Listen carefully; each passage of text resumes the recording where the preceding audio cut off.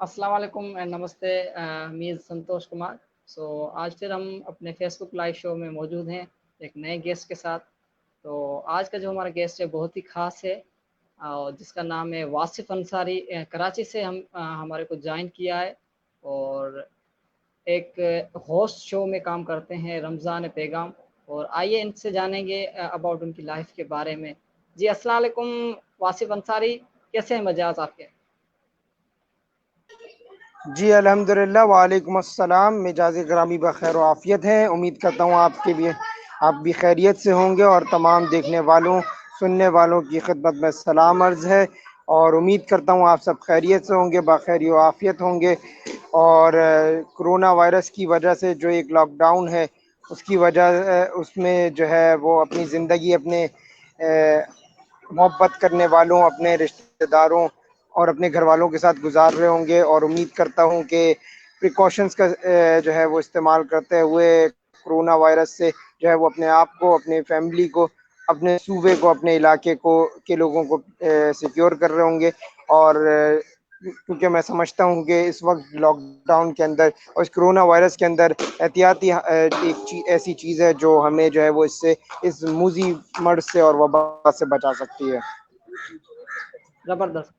तो वासिफ़ अंसारी, मैं आपको यानी कि मेरे शो में वेलकम करता हूँ, खुशामदीद करता हूँ कि आपने कीमती टाइम निकाल के हमें जॉइन किया।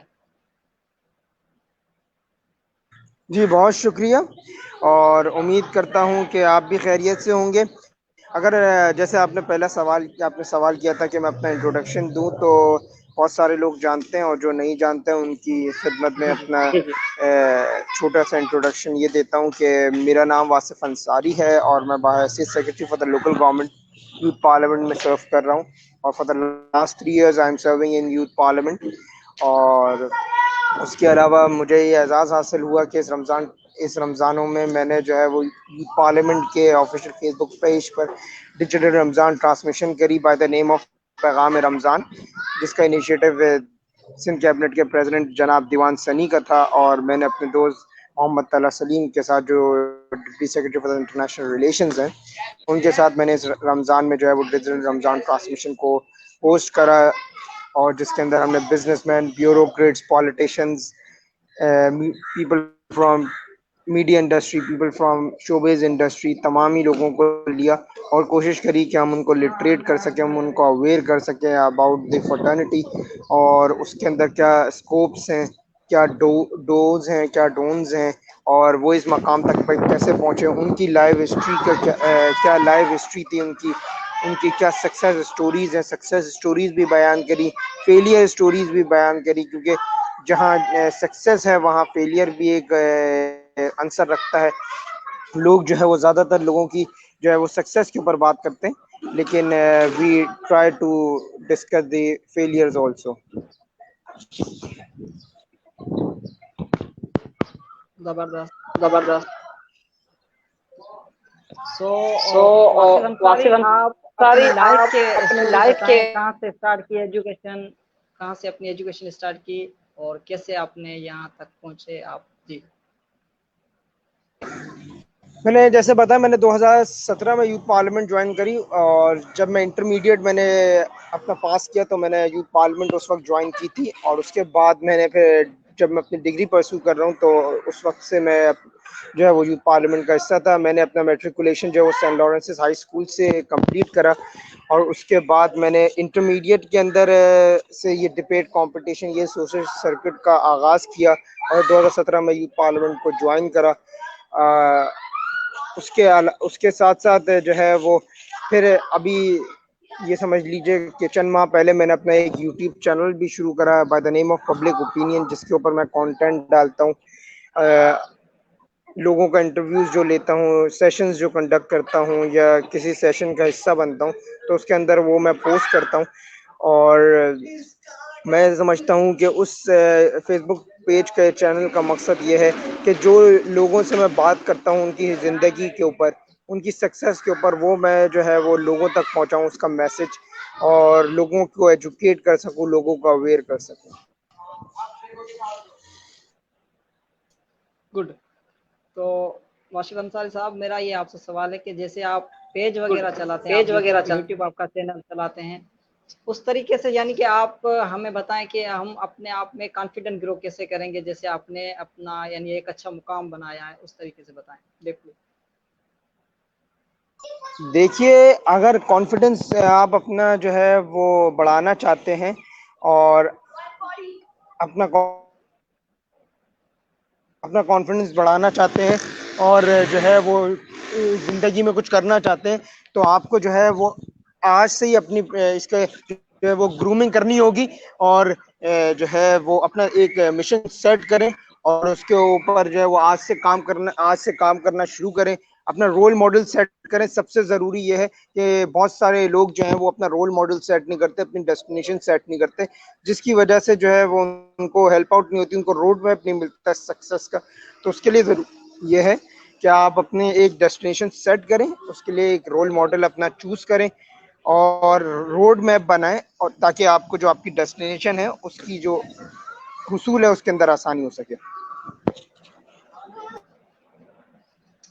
जबरदस्त। तो हमें ये बताएं कि बचपन में सबका एक गोल होता है, यानी एक ड्रीम होता है कि मुझे ये बनना है, मुझे ये बनना है, कि आपने क्या सोचा था कि मुझे क्या बनना है और आप बाद में क्या बने? जी। देखिए, बचपन में अगर मैं मैट्रिकुलेशन तक की बात कर लूँ तो I want to become a cricketer. Cricket खेलने का बहुत शौक था। क्रिकेट के अंदर बड़े प्लेयर्स से मुलाकात भी हुई, उनके साथ अच्छे राब्ते भी थे, क्योंकि मेरे फादर के जो दोस्तियां थी वो फॉर्मर क्रिकेट प्लेयर्स थी जिन्होंने पाकिस्तान को रिप्रेजेंट करा। तो उनको देखकर उनसे इंस्पिरेशन होती थी और मैं भी चाहता था कि मैं क्रिकेटर बनूं। बट मैं समझता हूँ एजुकेशन की जो आप एजुकेशन के ऊपर जब मैं अपना मैट्रिकुलेशन मैंने कंप्लीट करा तो उसके बाद डिबेट का शौक हुआ और फिर मैंने यूथ पार्लियामेंट ज्वाइन कर ली। तो उसके बाद जो है वो एक क्रिकेट का जो शौक था वो एक शौक तक ही महदूद रह गया और फिर हमारा जो मकसद और या पैशन था वो लोगों की खिदमत, नौजवानों को एम्पावर करने के ऊपर चली गई। और क्योंकि मैं समझता हूँ कि पाकिस्तान का नौजवान इस मुल्क के लिए कुछ करना चाहता है और उसकी बेस्ट अपॉर्चुनिटी ये है कि वो पाकिस्तान के सिस्टम का हिस्सा बने, पाकिस्तान के सियासी निज़ाम का हिस्सा बने, डिप्लोमेसी का हिस्सा बने, डेमोक्रेसी ब्यूरोक्रेसी का हिस्सा बने, मिलिट्री फोर्सेस का हिस्सा बने और इस मुल्क की बेहतरी के लिए काम करे। क्योंकि जब तक पाकिस्तान का पढ़ा लिखा तब तक पाकिस्तान की सियासत का हिस्सा नहीं बनेगा, पाकिस्तान के अंदर आप बेहतरी का काम नहीं कर सकते और जब तक आपके पढ़ा लिखा तब का सियासत का हिस्सा नहीं बनेगा तो ऐसे ही लोग सियासत का हिस्सा बनेंगे जिनको आप आज रोजाना की बुनियाद पर टॉक शोज में क्रिटिसाइज करते हैं। और जो आज इस मकाम तक पहुंचे हैं, ये सियासत में जो इनका ये मकाम बना है इसकी एक बड़ी वजह आपके जो पढ़ा लिखा तबके की सियासत से किनारा कशी इख्तियार करना है। क्योंकि जब आपके पढ़े लिखे तबके ने सियासत से किनारा कशी इख्तियार की तो एक स्पेस क्रिएट हुआ जिनको ऐसे लोगों ने भरा जो आज साहिब मसनद हैं, जो असेंबलियों का हिस्सा है, जिनको आप इलिटरेट कहते हैं, जिनको अनएजुकेटेड कहते हैं, जिनको आप करप्ट कहते हैं, डिसऑनेस्ट कहते हैं। तो इनको आपने स्पेस तो आपने क्रिएट करके दिया। तो मैं यही चाहता हूँ नौजवानों से पढ़े लिखे तबके से कि वो सियासत का हिस्सा बने, सिस्टम का हिस्सा बने। अगर आप सियासत का हिस्सा भी नहीं बनना चाहते तो अपना किरदार माशरे में अपना किरदार अदा कीजिए। आप सियासत का हिस्सा नहीं बनना चाहते, आप डिप्लोमेसी का हिस्सा बने, डेमोक्रेसी आप जो है ब्यूरोक्रेसी का हिस्सा बने, आप मिलिट्री फोर्सेस का हिस्सा बने, आप सोशल ऑर्गेनाइजेशंस का हिस्सा बने, वेलफेयर का काम करें। देखें, जरूरी नहीं है हर शख्स इस मुल्क की बेहतरी के लिए सियासत का हिस्सा बन के ही इस मुल्क को बेहतर कर सकता है। आपकी जो सोशल ऑर्गेनाइजेशन या वेलफेयर ऑर्गेनाइजेशन है जिसमें जेडीसी, आलमगीर, सैलानी, ईदी, चीपा, ये लोग भी तो काम कर रहे हैं, जैसे जफर अब्बास भाई या मौलाना बशीर फारूकी साहब, रमजान चीपा साहब, फैसल ईदी साहब, ये लोग काम कर रहे हैं, ये किरदार अदा कर रहे हैं अपने माशरे के अंदर, अपनी सोसाइटी बिल्डिंग में किरदार अदा कर रहे हैं। ऐसा किरदार हर नौजवान को और पढ़े लिखे तबके को अगर तबका अदा करेगा तो इस मुल्क को हम बेहतरी की तरफ ले जा सकते हैं। देखिए, लॉकडाउन के अंदर एक बड़ी सर्कमस्टांसेस पेंडेमिक की वजह से क्रिएट हुई। आपके गवर्नमेंट ने एक हद तक करा और उसको लोग ये कहते हैं कि गवर्नमेंट फेल हो गई आपके वेलफेयर के अंदर, लेकिन आपकी सोशल ऑर्गेनाइजेशन ने मुल्क इस शहर को संभाला, इस मुल्क को संभाला, सूबे के लोगों को संभाला और आज भी जब मैं आपसे बात कर रहा हूँ तो इस वक्त भी जो है वो जफर अब्बास भाई और उनकी टीम जो है वो हुनैन लखानी साहब के साथ पाकिस्तान का पहला प्राइवेट सेक्टर का फ्री कोरोना हॉस्पिटल को रेनोवेट कर रहे हैं। और जैसे कि मैंने उनकी वीडियोस या उनकी बातों से समझा हूं तो विद इन अ वीक, वो इसी वीक में जो है वो इस हॉस्पिटल को ऑपरेशनल कर देंगे। जो है वो कोरोना क्योंकि उसकी जो पेशेंट है उनका जो एक्सपेंडिचर है वो प्राइवेट हॉस्पिटल में बहुत ज़्यादा है। और आपके सरकारी अस्पताल या जो आपके प्राइवेट सेक्टर के जो फ्री ऑफ कॉस्ट इलाज कर रहे हैं उनके पास इतनी जगह नहीं है। और उस जगह ना होने की एक बड़ी वजह जो है वो ये है कि आपने इस वबा को सीरियस नहीं लिया। और जब वो उसने अपने नतीजे पे पहुंची, अपनी पीक पर पहुंची, ऑल्दो ये अभी लोग ये कह रहे हैं कि शायद कोरोना इस वक्त अपने पीक पर है, लेकिन ऐसा नहीं है। कोरोना का पीक आना अभी बाकी है पाकिस्तान में। और जो आप ये केसेस देख रहे हैं इससे बढ़ने का अभी भी चांस है। ऑल्दो हम खुदा की बारगाह में दुआ गो हूं कि अल्लाह रब्बुल आलमीन जल्द अज जल्द हमें वबा से पनाह नसीब फरमाए, इस पेंडेमिक से हमें निजात नता फरमाए। क्योंकि पेंडेमिक की वजह से जो लॉकडाउन है उसने आपकी माशियत को, आपके लोगों की जो इनकम थी उसको बहुत हिट करा है, उसको बहुत इफेक्ट करा है। ऑल्दो वी आर हम लोग दुआ कर रहे हैं कि अल्लाह रब्बुल आलमीन हमें इस वबा से निजात अता फरमाए। लेकिन WHO ये कहता है कि अक्टूबर, अगस्त एंड सितंबर में जो है वो कोरोना पाकिस्तान में अपनी पीक पर जाएगा। तो अल्लाह रब्बुल आलमीन हम सबकी हिफाजत फरमाए। और इन तमाम चीज़ों और इससे बचने का सिर्फ एक तरीका है, एहतियात। और जो हमारे लोगों को करनी होगी बहुत हद तक हमारे लोग कर भी रहे हैं। और with the passage of time हम ये समझे हैं, जब हमने जो है वो केसेस हमने देखे जब बढ़ गए, जब हमने ये देखा कि डेथ रेट जो बढ़ गया। पहले तो हम ये कह रहे थे कि इसका जो है वो शरह जो आमादगी है वो कम है, जिसकी वजह से लोग एहतियात नहीं कर रहे थे। लेकिन with the passage of time जब मरने वालों की तादाद बढ़ी तो अब हम जो है वो समझ चुके हैं और हम एहतियात कर रहे हैं। और तो मैं समझता हूँ ये अच्छा है और आपको जो है वो एहतियात ज़रूरी है। क्योंकि कुछ लोग ये कहते हैं कि ये वबा कुछ नहीं है और ये सिर्फ एक प्रोपेगेंडा है या ये सब है। और ये एक तरफ लोग ये भी कहते हैं कि तवक्कुल अल्लाह पर ईमान रखते हुए खुदा जो है वो हमें जब उसको बीमार करना होगा या वो करना होगा तो जब ही होंगे। तो तवक्कुल का मकसद ये नहीं है कि आप जो है वो अपने खुदा पर यकीन बेशक रखें, लेकिन एहतियात ज़रूरी है। क्योंकि ख़ातिमुन नबीन सैयदुल मुरसलीन हज़रत मोहम्मद मुस्तफ़ा सल्लल्लाहु अलैहि वसल्लम ने फरमाया था कि पहले अपनी ऊँटनी को बांधो फिर खुदा पर तवक्कुल करो। तो हम जो है वो खुदा पर तवक्कुल करना बहुत अच्छी बात है, लेकिन एहतियात भी बहुत ज़रूरी है। गुड। तो वासिफ जी, हम फिर से एक आपसे रिपीट करेंगे क्वेश्चन कि आपका यानी कि ड्रीम था, आप पे ही आएंगे आपकी लाइफ के, कि आपका ड्रीम था कि क्रिकेटर बनना, लेकिन काफ़ी जो पेरेंट्स हैं उन्हें सपोर्ट नहीं करते हैं कि आपको बनना है तो जस्ट डॉक्टर और इंजीनियर बनना है। अच्छा, क्या आपका यानी क्रिकेट से हटाव खत्म हो गया था या आपके पेरेंट्स ने आपकी हेल्प नहीं की? अच्छा, और हमारे जो बच्चे हैं आजकल उनको यानी कि अपने जो जहाँ उनको जाना चाहिए जिस फील्ड में, उन्हें किस तरीके से पेरेंट्स को हेल्प करनी चाहिए, इसके बारे में थोड़ा सा डीपली बताएं जी।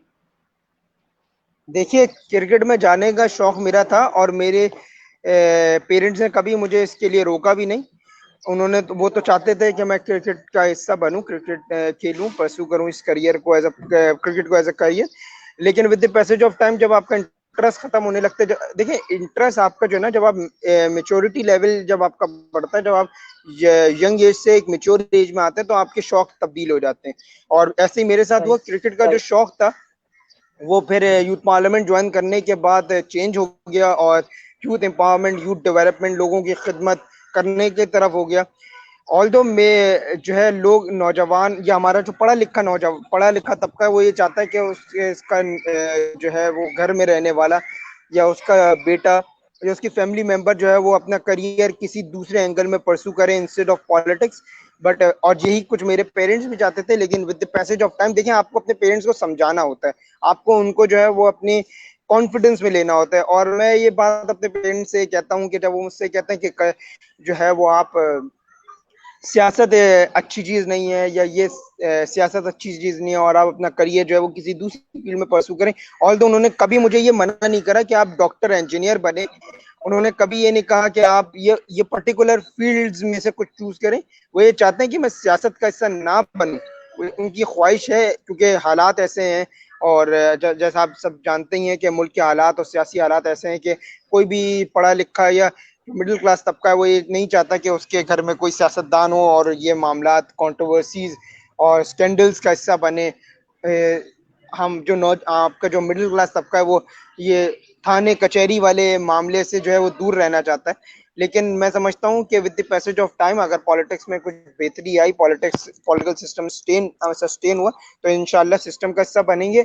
और मैं समझता हूँ इस शऊर के पीछे भी मैं समझता हूँ मेरे घर वालों का हाथ है, क्योंकि मैं इस बात में अपने आप को बहुत खुशकिस्मत समझता हूँ कि मेरे घर में दीन पर, मेरे घर में सियासत पर, मेरे घर में हिस्ट्री पर बहुत बात होती है, बहुत खुल के बात होती है।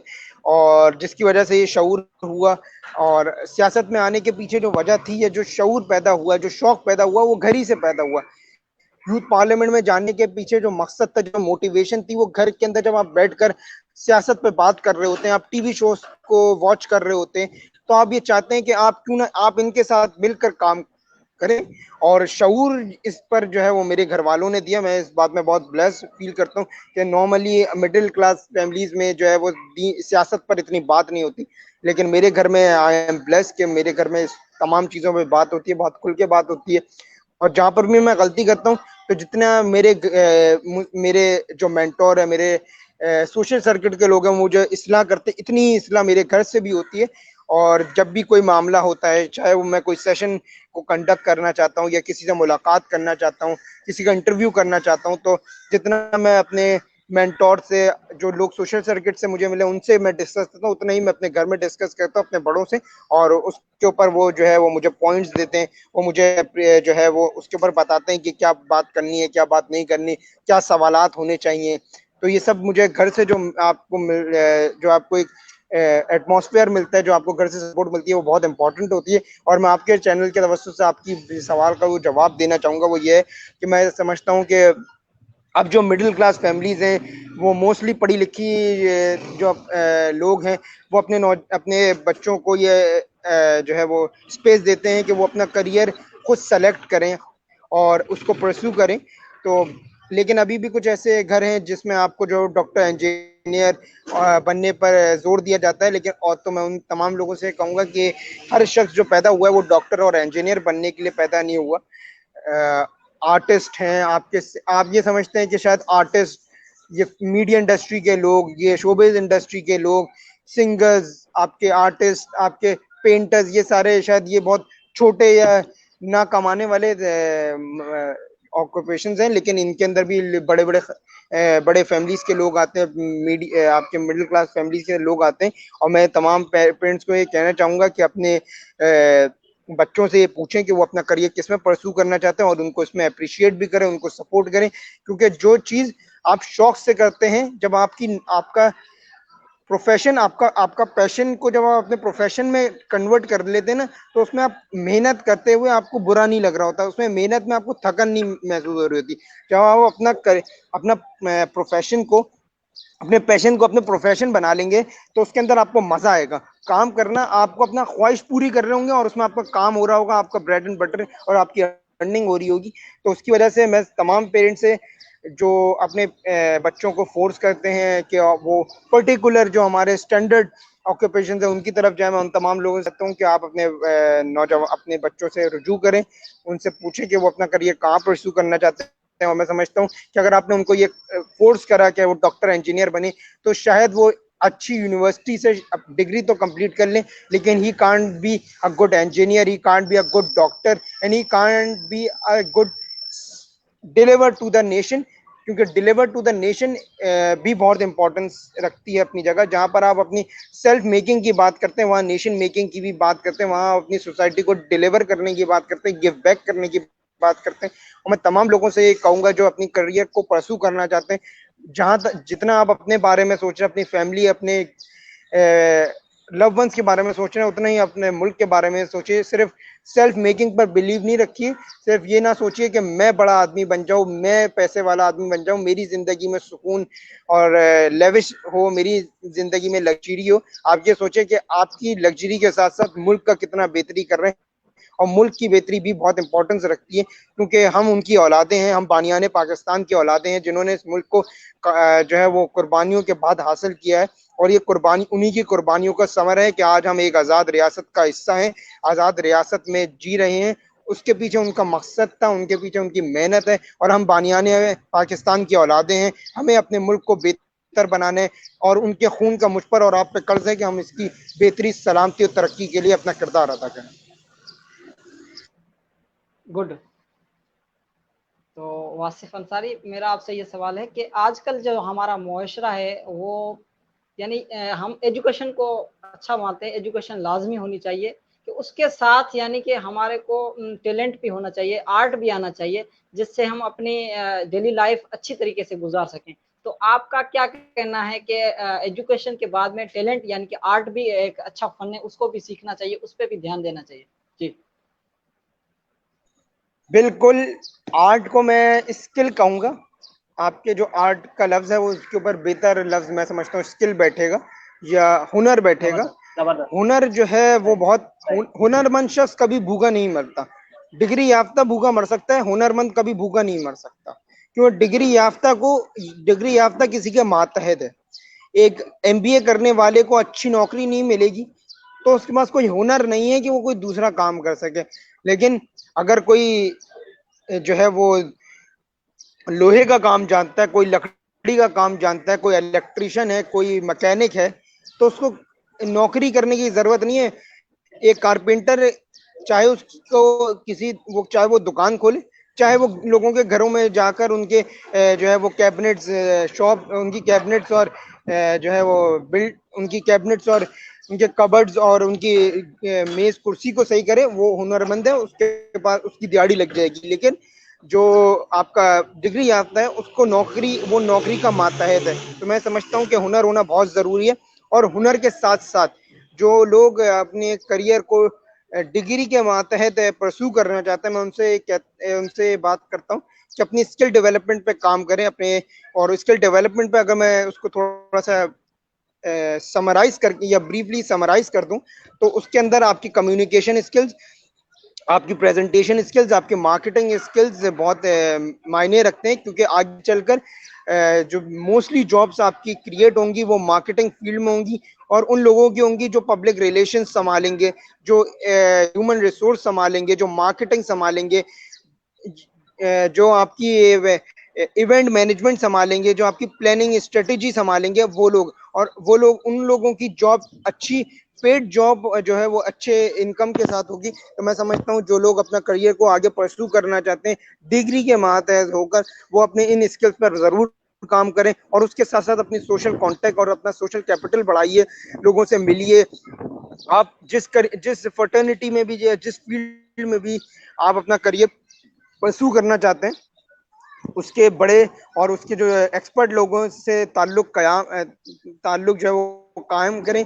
उन लोगों से मिलिए, उनसे डून्स एंड डोंट्स पूछिए, उनसे पूछिए कि उन्होंने जो है वो जीरो से स्टार्ट कर कर आज बिलियनियर कैसे बन गया, उन्होंने एक छोटी सी दुकान से शुरू करा और आज ग्रुप ऑफ कंपनीज में उसको कैसे कन्वर्ट कर दिया। तो ये राज और न्यास की बातें आपको किताबें नहीं, एक एक्सपीरियंस आदमी बताएगा। और मैं तमाम लोगों से कहता हूँ कि अपना सोशल कांटेक्ट बढ़ाइए, लोगों से अपना इंटरेक्शन बढ़ाइए, ऐसे लोगों से बढ़ाइए जो आपको गिव बैक कर सकें। और ये तमाम सोशल कांटेक्ट, आपकी स्किल्स आपको लॉन्ग रन में बहुत काम आएंगी। और जैसे आप हम सब पेंडेमिक के इस वक्त सूरत हाल में मोस्टली लोग जो है वो इस वक्त घरों में मौजूद हैं, और मैं समझता हूँ यही एक बेहतर अंदाज है। और लोग जो है वो इस बात से भी परेशान है कि वो तकरीबन कोई 2 से 3 माह से अपने घरों में मैसूर हो चुके हैं। अब मैं मौजूद को मैसूर कर देता हूँ, क्योंकि कुछ लोगों के लिए मैसूर होना है। तो मैं कहता हूँ कि ये एक बेस्ट अपॉर्चुनिटी है कि आप अपने खुदा से रुजू करें, अपनी फैमिली मेंबर्स के साथ टाइम स्पेंड करें, और सबसे बढ़कर आप जो है वो अपनी स्किल डेवलपमेंट पे काम करें। और ये स्किल डेवलपमेंट पे जो आज आज आप काम करेंगे वो आपको लॉन्ग रन में चल के बहुत काम आएगा। क्योंकि देखिए, ऑल दो पेंडेमिक की वजह से आप लोगों से नहीं मिल सकते, लेकिन इस वक्त भी आपको ये अपॉर्चुनिटी है कि आप इंटरनेट पे मौजूद जो वीडियोस है स्किल डेवलपमेंट की वो देख सकते हैं। यूट्यूब आपका बंद नहीं है, आपका सोशल हैंडल्स बंद नहीं है। तो उसमें मौजूद जो स्किल डेवलपमेंट की या सेल्फ मेकिंग की, सेल्फ इम्प्रूवमेंट की वीडियोस हैं वो देखिए और उससे सीखिए। और मैं आप समझता हूँ ये आपके लिए एक फ्री हिट की मानंद है कि आप जहाँ आप यूनिवर्सिटीज, कॉलेजेस और अपने वर्क प्लेसेस पे जाने से आप जो है वो कासिर हैं, वहाँ पर आप घर में रहते हैं, वो इनसे सीखिए। आप यूनिवर्सिटी में क्लास नहीं ले सकते, लेकिन आप घर में बैठकर इन सारी वीडियोस को देखकर अपनी स्किल डेवलपमेंट का बहुत अच्छा काम कर सकते हैं। और ये आपको अपॉर्चुनिटी शायद ही आपकी पूरी जिंदगी में वापस मिले कि आपको इतना बड़ा जो है वो passage of time, leisure passage of time मिले जिसमें आप कोई काम कर सकते हैं। तो मैं तमाम लोगों से आपके इस सेशन के तवज्जुह से कहता हूँ कि इस पेंडेमिक के टाइम को जो है वो कंस्ट्रक्टिव बनाइए, अपने लिए जो है वो काम का अपने लिए जो है वो इम्प्रूवमेंट का टाइम बनाइए, स्किल डेवलपमेंट के लिए अंदर इस टाइम को सर्व करें, जो आपको आगे चलकर और लॉन्ग रन में आपके प्रोफेशनल करियर में बहुत हेल्प आउट करेगा। जबरदस्त वासिफ जबरदस्त वासिफ अंसारी, खूबसूरत बहुत खूबसूरत आपके ख्यालात हैं। आपके ख्यालात हैं। जैसे कि हमने जैसे कि आपको हमने पूरा आपको क्या, पूरा क्या, आप म्यूट कर दे आप माइक को म्यूट कर जी। दे माइक को जी।